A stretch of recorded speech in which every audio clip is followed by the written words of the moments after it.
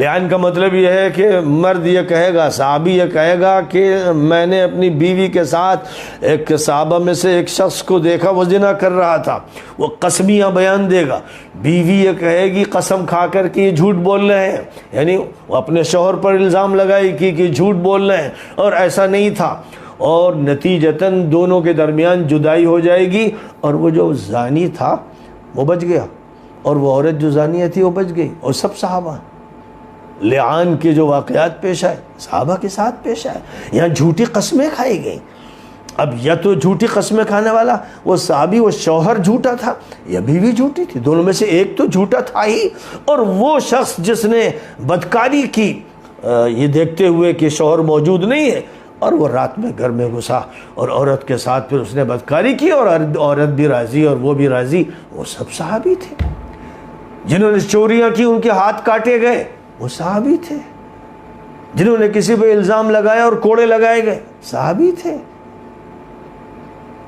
تو جو جرائم معاشرے میں ہوتے رہے وہ صحابہ کے درمیان ہوئے۔ ان میں وہ صحابی کہ جنہوں نے حضور کے سامنے آ کر اعتراف کیا وہ صرف 2-3 ہیں،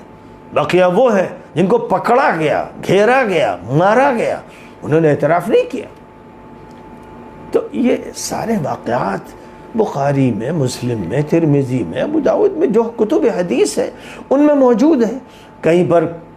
کتاب القصاص کھولیے، کتاب الحدود کھولیے، کتاب الجنایات کھولیے، کتاب التعزیرات کھولیے، تو آپ کو یہ جرائم سامنے دکھتے ہوئے ملیں گے۔ اسی طرح معاملات اور معاشرت کی جو ابواب ہیں کتب احادیث میں، ان میں جو کردار سامنے آتا ہے، کس نے زیادتی کی اور کون مظلوم تھا اور کون ظالم تھا اور کس نے جھوٹ بولا، وہ سب جو معاشرہ تھا، جو نبوی دور میں مسلم معاشرہ تھا، اس کے واقعات ہیں۔ وہ واقعات کہیں لندن اور پیرس کے اور انڈیا کے نہیں ہیں، مدینہ منورہ میں جو مسلمان تھے جن کو صحابہ شمار کیا جاتا تھا ان کے واقعات۔ تو ابھی آپ دیکھیے کہ عبداللہ ابن ابی اس کے پورے ٹولے کو صحابہ میں شمار کیا جا رہا ہے، خود حضور کہہ رہے ہیں، جب حضرت عمر یہ کہہ رہے ہیں کہ اس مجرم کو مار دینا چاہیے، حضور کہہ رہے ہیں کہ اس کو مارو گے تو پروپیگنڈا یہ ہوگا کہ محمد اپنے صحابہ کو قتل کروا رہے ہیں۔ حضرت عبداللہ ابن مسعود، حضرت عبداللہ ابن عباس، حضرت ابو ہریرہ، حضرت انس، حضرت ام سلمہ اور دیگر حضرات صحابہ روایت کرتے ہیں، پکی ٹھکی سچی روایت، کہ محشر کے عالم میں میری حوض کوثر پر میرے صحابہ میں بہت سے ایسے لوگ حاضر ہوں گے جن کو فرشتے دھکے دے کے ہٹا رہے ہوں گے، حوض پر حاضر نہیں ہونے دیں گے، تو میں انہیں دیکھ کر کہوں گا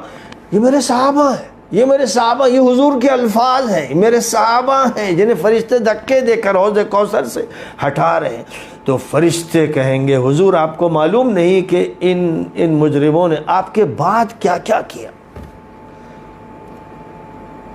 اب کو یہ نہیں معلوم وفات کے بعد انہوں نے کیا کیا جرائم کیے ہیں، کہاں بغاوتیں کی، کہاں ظلم کیا، کہاں بدمعاشیاں کی، حضور آپ کو نہیں معلوم، کتنے مرتد ہوئے یہ آپ کو نہیں معلوم ہے۔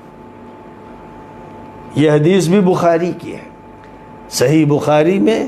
اس حدیث کا نمبر ہے 6212، اور صحیح مسلم میں اس حدیث کا نمبر ہے 2290، یعنی متفق علیہ حدیث ہے۔ باقی اور تمام کتب سنن میں یہ حدیث موجود ہے، لیکن بخاری اور مسلم کا حوالہ کافی ہے۔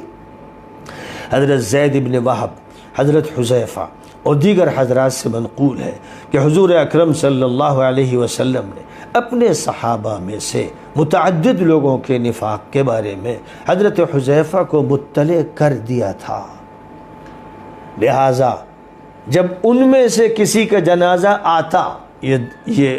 نبی پاک علیہ السلام کے بعد خاص طور پر حضرت عمر کے دور کے بارے میں یہ بات کہی گئی کہ جب کسی کا جنازہ، کسی صحابی کا جنازہ آتا تو حضرت حذیفہ اس کی نماز جنازہ نہیں پڑھتے تھے، کیونکہ وہ رازدار رسول تھے اور حضور نے انہیں لسٹ دے دی تھی کہ وہ صحابہ جو منافق ہیں، لہذا وہ ان کی نماز نہیں پڑھتے تھے۔ حضرت عمر حضرت حذیفہ کو دیکھتے تھے کہ وہ نماز میں شریک ہیں کہ نہیں، اگر نہیں ہوتے تو حضرت عمر بھی نماز اس صحابی کی نہیں پڑھتے تھے، اور یہ کہہ دیتے تھے کہ آپ لوگ پڑھ لیجئے، تو بقیہ صحابہ اس صحابی کی نماز پڑھتے تھے۔